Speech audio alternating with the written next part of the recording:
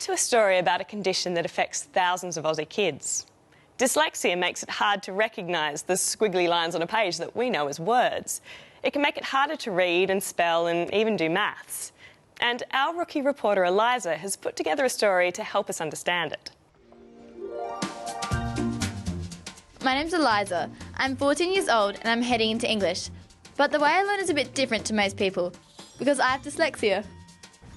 You probably won't be able to tell just from looking at me, but all the differences are inside. This is my brain, and it's like everyone else's in just about every way. There are parts for seeing, parts for remembering, and parts for understanding.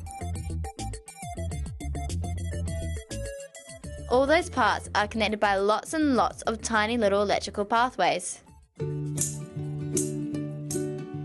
When we are born, our brains aren't actually set up to learn how to read. We have to teach ourselves to connect the things we see, to the sounds we hear, to the lines on the page. Tricky, huh? Well, if you have dyslexia, it's even trickier. Scientists reckon that when you have dyslexia, the wires in your brain are connected differently. It means that we have trouble remembering how sounds and words fit together. So I can see this and know it's a caterpillar. But if I see the word, I have trouble linking the sounds in my brain with the letters on the page.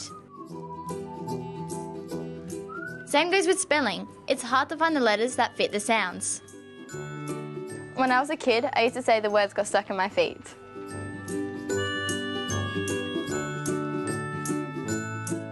My family found out that I truly had dyslexia when I was 5 and when I was diagnosed. But you see, my family already kind of knew because my nana's dyslexic, my sister's dyslexic, my other sister has a little bit of dyslexic, but she's not as severe as I am.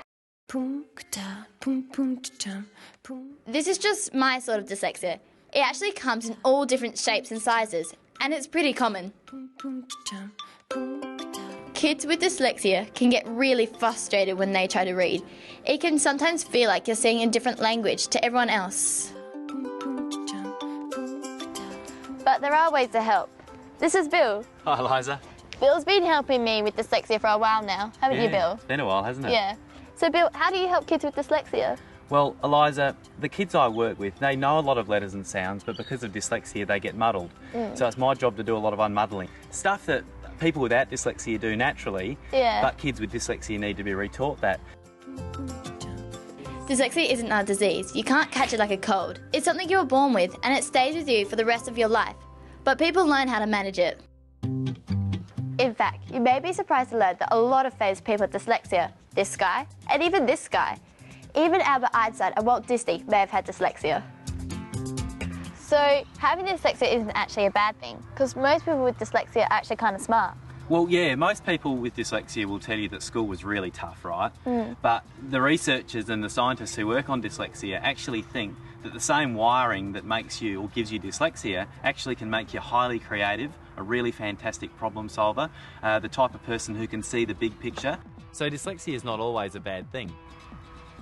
So dyslexia may not be easy, but it's a part of me, and I would not want to change that for anything.